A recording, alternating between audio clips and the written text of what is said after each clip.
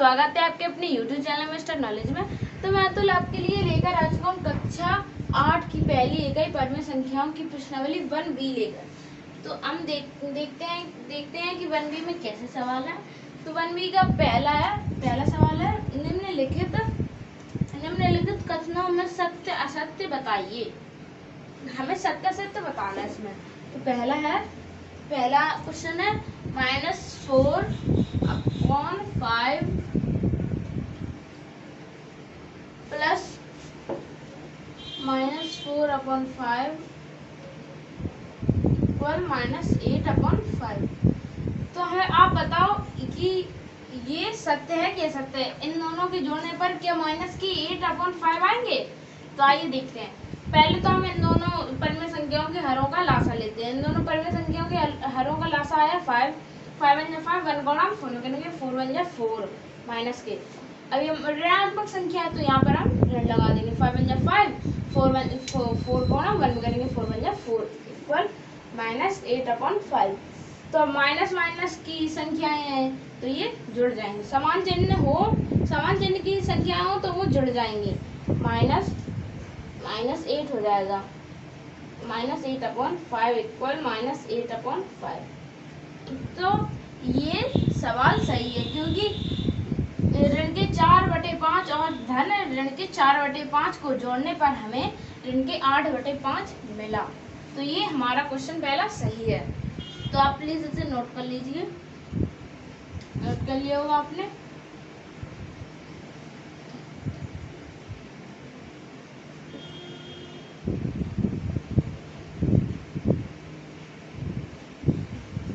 तो अब बढ़ते अपने अगले सवाल की ओर।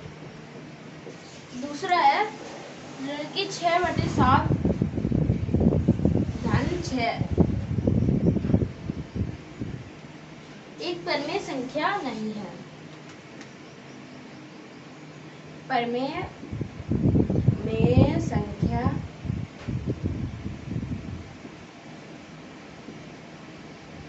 नहीं है।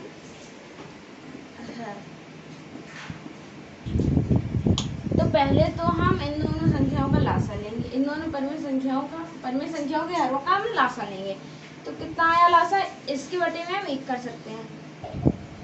इसकी सवाल में नहीं कर रहे, हम नीचे कर रहे हैं। Okay, -6/7 plus 6/1। तो अब हमें से इसके इन दोनों परमेय संख्याओं के हरों का लासा लेंगे। लासा आया 7 एकम 7 होते तो 1 गुणा हम 6 में करेंगे।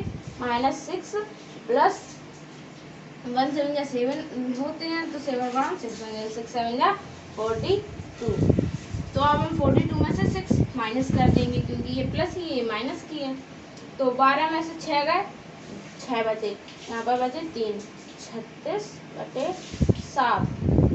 ये हमारा इसका आंसर आया।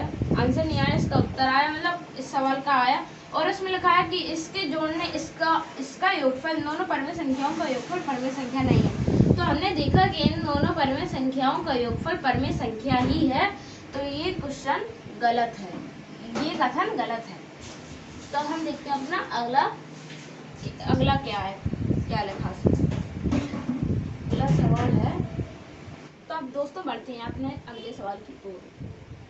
अगले सवाल में लिखा है दो परमेय संख्याओं के जोड़ने का क्रम बदलने पर योगफल वही रहता है। यानी कि हम कोई भी दो परमेय संख्या जोड़ें और फिर उसका उल्टा जोड़ें, यानी कि अंतिम वाली पहले कर दें और पहले वाली अंतिम पे रख दें, फिर उसका योगफल करें तो उत्तर मतलब योगफल वही आता है। तो इसे हमें चेक करना है। तो हम पहले लेंगे 2/5 धन 1/6। इन दोनों का एलसीएम आया 30। 5 6 30 तो 6 गुणा हम 2 में करेंगे, 6 दूनी 12 प्लस 6 5 30 होते 5 गुणा हम 1 में करेंगे, 5 कम 5 12 5 17 होते हैं, 17/30। तो हमारा इसका आंसर आया 17/30। अब हम इसका क्रम बदलते हैं, देखते हैं क्या आता है। 1/6 प्लस 2/5। तो इसका देखते हैं क्या आता है। 6 और 5 का एलसीएम आया 30। तो 6 5 30 होते, 6 5 30 होते तो 5 का गुणा 1 करेंगे, 5 1 5 प्लस 5 6 30 होते हैं तो 6 गुणा 2 में करेंगे, 6 दूनी 12 12 5 कितने होते हैं 17 17/30 हमारा आंसर आया। तो हमने क्या देखा, अगर हम किन्हीं दो परमेय संख्याओं के योगफल, किन्हीं दो परमेय संख्याओं के क्रम बदलते हैं तो योगफल वही आता है। पहले भी वही आया, फिर क्रम बदलने के बाद भी वही आया। तो ये कथन सत्य है। तो हम देखते हैं अपना अगला कथन क्या है।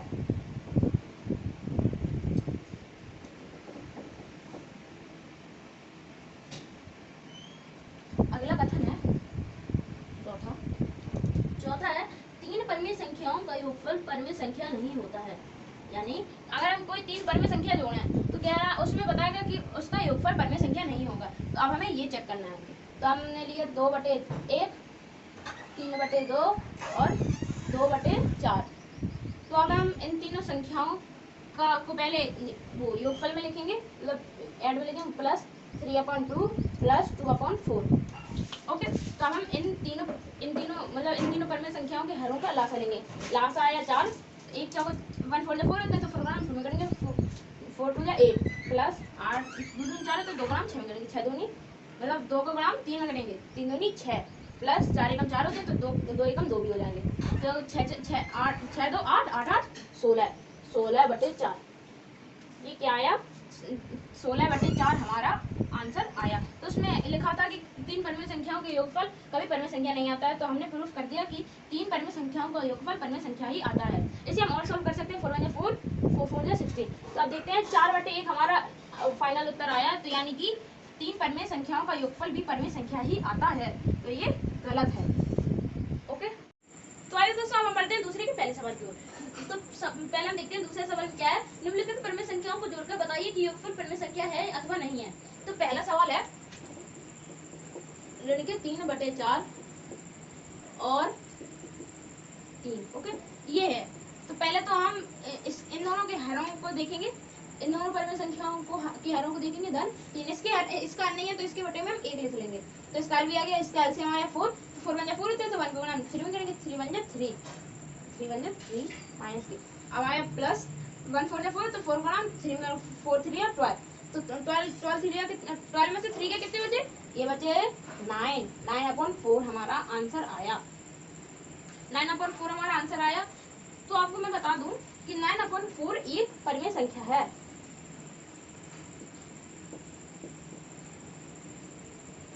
क्या 9/4 परमीय संख्या है? आपको बता दूं कि ये प्रगुण, इस प्रगुण को हम समग्र प्रगुण कहते हैं। उसका मतलब ये होता है अगर किन्हीं दो परमीय संख्याओं का हमें मतलब प्रगुण ये है, दो परमीय संख्याओं का योगफल हमेशा परमीय संख्या ही आता है, जो इसमें अप्लाई है। तो अब देखते हैं अपना दूसरा सवाल। पहले तो हम इसे एरेज कर लेते हैं।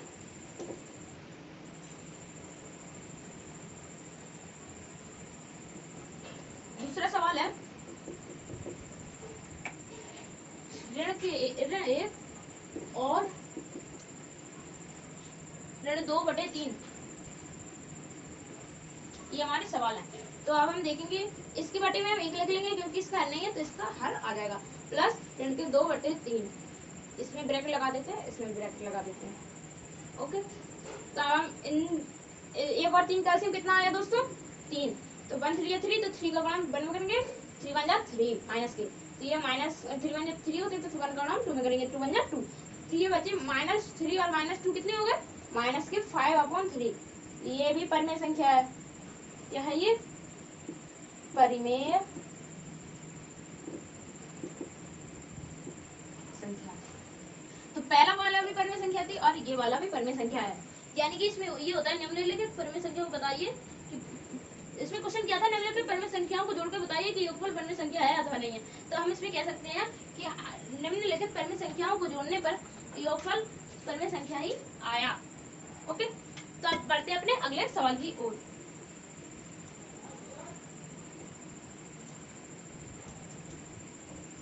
अगला सवाल है दोनों पक्षों को हल करके सत्यापित करो। तो पहला है तीसरा का पहला। तीसरे में क्या है? तीसरा में क्या बताएगा? दोनों पक्षों को हल करके सत्यापित करना है, यानी कि दोनों पक्षों को बताना। अभी मैं बताऊंगा। जिनके 5/8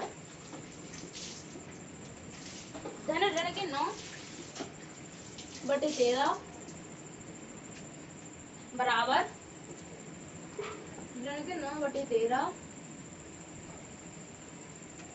धन ऋण के 5/8। ओके, तो पहले तो हम इसे सॉल्व करेंगे फिर इसे सॉल्व करेंगे। यानी कि हम या तो हम इसे इन दोनों को इकट्ठे सॉल्व कर सकते हैं। तो पहले हम इन दोनों संख्याओं का एलसीएम लेंगे। इन दोनों संख्याओं का एलसीएम आएगा 13 एट कितने होते हैं अभी देखते हैं, सीधा एलसीएम लेते हैं। ओके 3 13 और 8 का पहले 2 से क्रॉस करेंगे, तो 4 जा 8, फिर 2 से क्रॉस करेंगे, तो 2 जा 4, फिर 2 1 जा 2, तो यहाँ से हम 13 से क्रॉस करेंगे 1 1, तो ये आया 13 2 जा कितने होते हैं 32 26 2 जा सीधे करेंगे 26 4 जा 26 इंटू 4, तो हो गए 6 चौके 24, 24 की 4 2 कैरी और 4 दूनी 8 8 2 10, ये हो गए 104 हमारे। एलसीएम कितना आया दोस्तों 104, एलसीएम 104। तो 8 से कितनी बार ये एलसीएम डिवाइड हो रहा, तो ये होगा 8 1 जा 8, तो बचे 2 24 8 3 या 24, तो ये हो गया वो 13 बार इसका एलसीएम, मतलब 13 बार ये क्रॉस हो रहा है 8 से, तो 13 बार हम फाइव करेंगे, 13 5 65 होते हैं, माइनस 65, यहाँ पर माइनस लगा दिया, 13 8 जा 104, 13 8 जा 104 होते हैं, तो 8 को हम 9 करेंगे, 8 9 जा 72, तो माइनस का है, ये भी माइनस का है, तो हम इन दोनों को जोड़ देंगे, तो ये 5 2 7 और 6 7 कितने होते हैं दोस्तों, ये 14 और ये 12, तो ये हो गए 13, माइनस के 137 बटे 104, तो ये आया हमारा। तो हम इस तरफ का भी सॉल्व करते हैं, तो इस तरफ का एलसीएम कितना आया है हम देखते हैं, एलसीएम लेंगे 8 और 13 का, 2 2 जा 4, आई मीन 4 जा 8, 2 जा 4,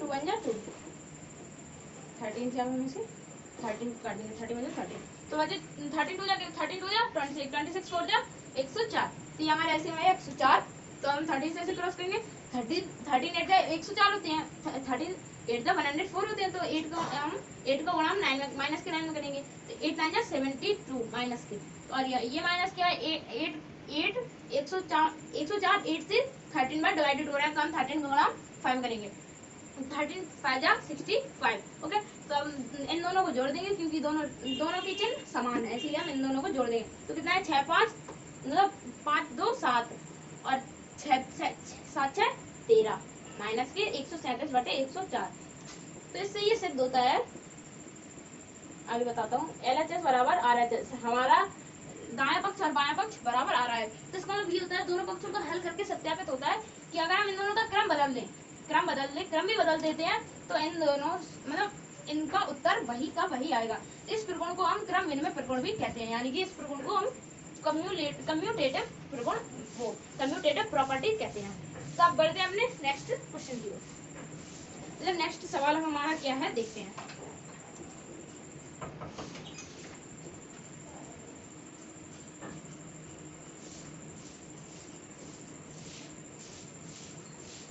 नेक्स्ट सवाल है second,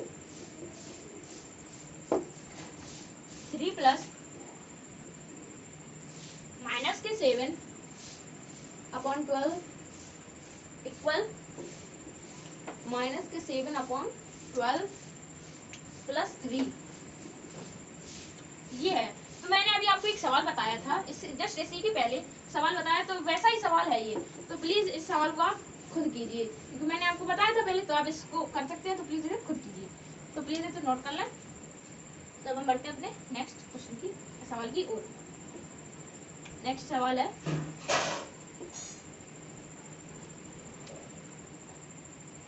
bracket -4 upon 7 plus 1 upon 4, okay, plus 7 upon -16। अब हमारा ये है इक्वल -4 अपॉन 7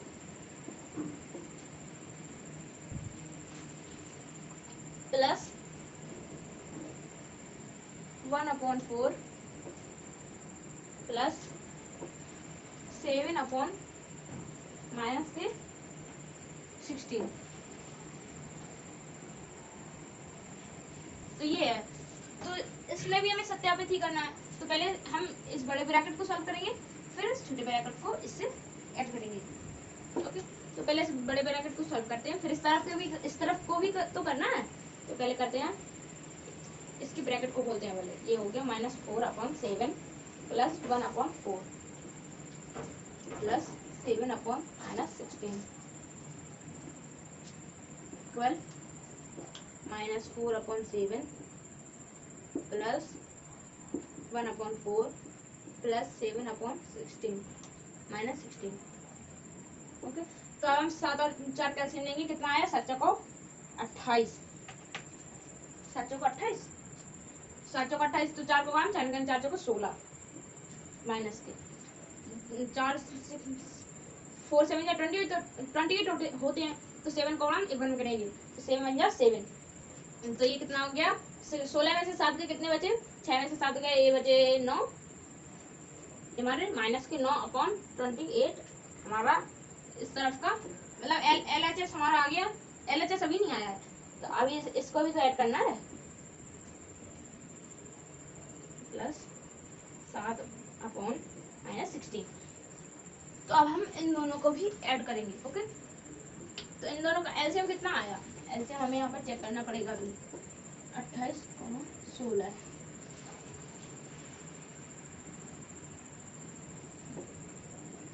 2 से करेंगे, 2 1 जा 2, 2 4 जा 8, 8, 2 7 जा 14, 2 4 जा 8, 2 2 जा 4, 2 1 जा 2, 7 1 जा 7।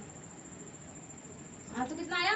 7 दूनी 14, 14 दूनी 28, 28 दूनी 28 चौको देखते हैं सीधे, 28 इंटू 4, 8 8 चौको 32 की 2, 3 कैरी, 4 दूनी 8, 8 3 11 है, तो ये हमारा है 112 आया। 112 हमारा एलसीएम आया। ओके, तो 28 कितनी बार कटता है? 112, 28 चौको 112, तो 4 गुणा 9 में करेंगे, 4 9 जा 36 माइनस की। अब ये माइनस का था, तो इसका माइनस ऊपर चला जाएगा, तो यहाँ पर माइनस हो जाएगा। 16 8 जा 112 होते हैं, तो दोस्तों 16 7 जा होते हैं 112, तो 7 7 जा कितने होंगे? 49।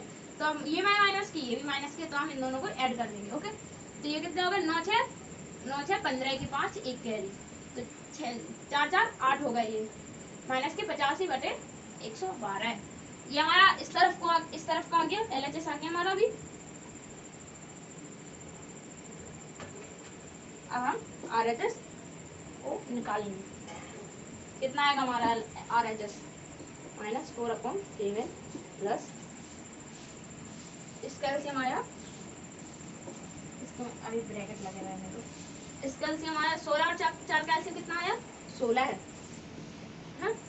4 चौको 16, तो 4 गुणा 1 करेंगे, 4 एकम 4 और माइनस 16 एकम 16, तो 7 बन जाए 7 भी हो जाएगा, ये हो गया। तो बचा ऋण की 4/7 धन 4 में से 7 के कितने बचे?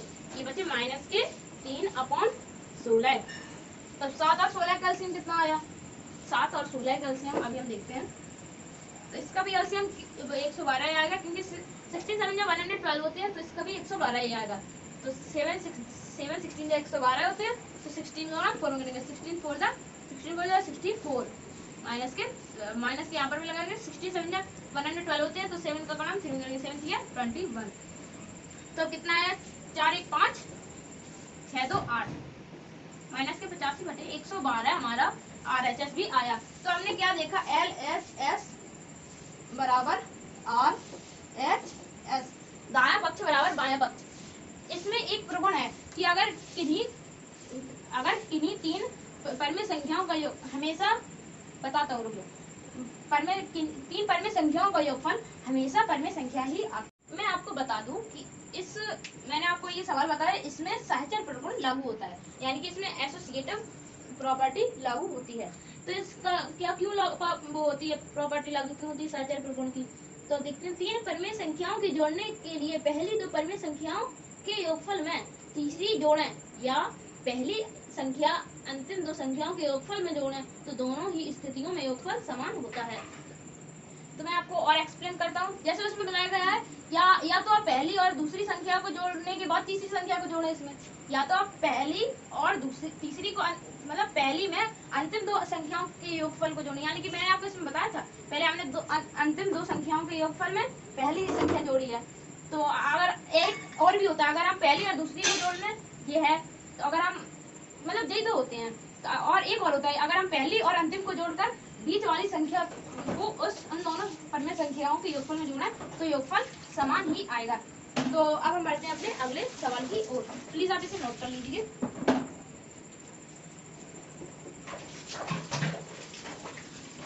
नोट कर लिया होगा आपने।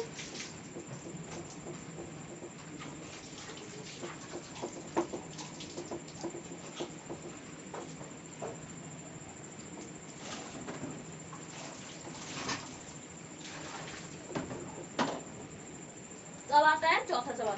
चौथा सवाल हम देखते हैं क्या है। चौथे सवाल में यदि a और b दोनों परिमेय संख्याएं हो तो a प्लस बी बराबर माइनस के 15/11 है। तो b प्लस a क्या होगा।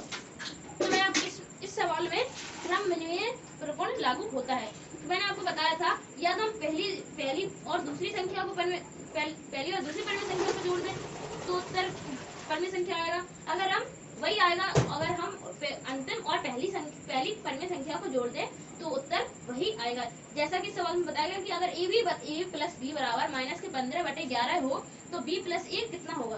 तो b प्लस a भी माइनस के 15/11 ही होगा। तो हम लिख देते हैं यहाँ पर a प्लस बी बराबर माइनस के 15/11, तो b प्लस a बराबर माइनस के 15/11 ही होगा। तो ये हमारा आंसर निकल कर आ गया है। चाहे तो आप इसे आंसर शीट में भी देख सकते हैं, ये आंसर हमारा सही आया है। तो अब देखते हैं अपना अगला सवाल। आप इसे नोट कर लीजिए।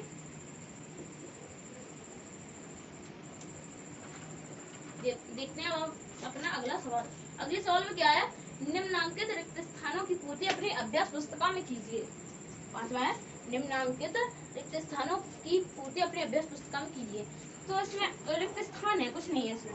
तो पहले रिक्त स्थान है खाली,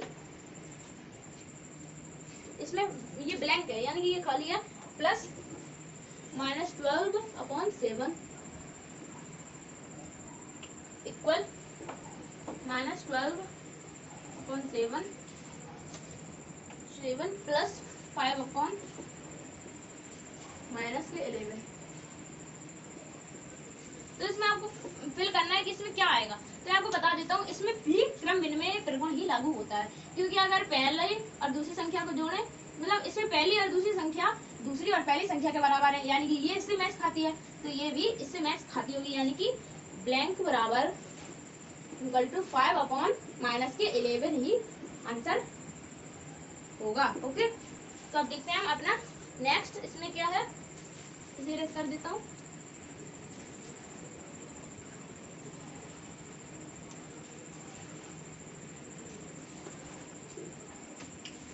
कर दिया। दूसरा क्या है, दूसरा है ब्रैकेट माइनस के 10 plus blank bracket 1 plus minus के 7/12 इक्वल माइनस के 10 ब्रैकेट में प्लस 5/6 प्लस -7/12। ये इसमें भी हमारा क्रम विनिमय ही लागू होता है। नहीं, इसमें साइक्लिक प्रगुण लागू होता है, क्योंकि मैंने आपको अभी बताया था कि अगर हम पहली और दूसरी संख्या में मतलब तीसरी अंतिम संख्या जोड़े तो योगफल पहली संख्या योगफल आएगा, और अगर हम पहली में दूसरी और अंतिम संख्या का योगफल जोड़ें तो योगफल में जोड़ें तो वो भी योगफल के समान ही आएगा। तो मतलब कि ये 10 माइनस के 10 है, ये माइनस के 10 है, ये माइनस के 12 है, माइनस के 7/12 है, तो यहाँ पर भी माइनस के 7/12 है, तो यहाँ पर आ जाएगा 5/6 ये हमारा है। यानी हम लिख सकते हैं ब्लैंक बराबर प्लस के है 5/6। ओके, तो हम बढ़ते हैं अपने अगले सवाल की ओर। ये 5वां भी हमारा खत्म हो गया, हल हो गया ये दोस्तों। अब हम बढ़ते हैं अपने 6th क्वेश्चन पर। तो 6th क्वेश्चन है सरल करो का पहला है 3/4 प्लस -9/8 सॉरी 8/9 है इसमें, 8/9 प्लस 5/8। तो हम इन तीनों परिमेय संख्याओं का एलसीएम लेंगे, फिर इसे सॉल्व करेंगे। तो एलसीएम कितना आएगा इन तीनों का देखते हैं। 4 9 8, 2 2 4, 4 2 8, 2 1 2, 2 2 4, 2 1 2, तो 3 से कटेगा ये, 3 3 9, 3 3 ये कट गया। तो कितना है, 2 दूनी 4, दूनी 8, 8 तिया 24, 24 तिया देखते हैं कितना होता है, 24 × 3, 4 तिया 12, 1 2, 1 कैरी, 3 दूनी 6, 6 1 7, तो ये हो गया हमारा 72। 72 हमारा एलसीएम आया।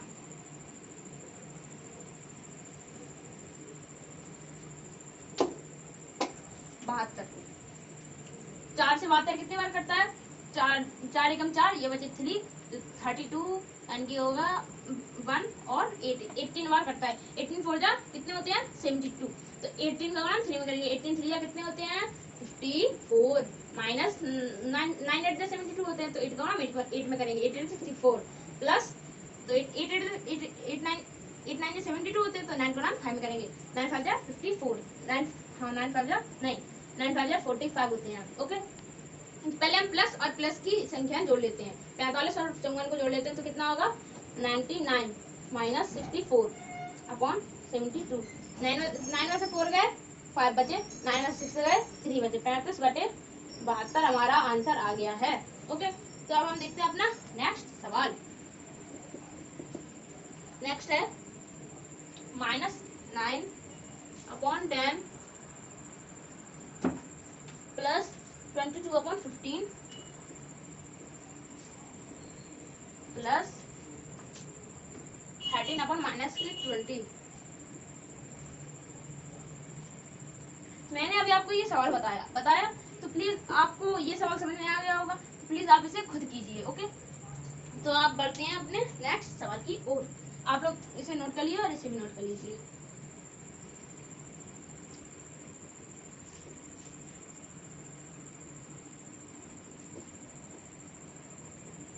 तो आइए आप दोस्तों बढ़ते हैं अपने अगले सवाल की ओर, यानी कि हम 7वें सवाल की ओर बढ़ते हैं। तो इसमें लिखा गया है कि निम्नांकित प्रयोग की संक्रिया के प्रगुण का प्रयोग करके हल करो, यानी कि प्रगुण का प्रयोग करके हल करना है हमें।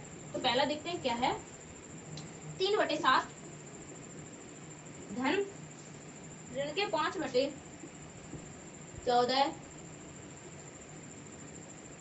धन ऋण के 11/14।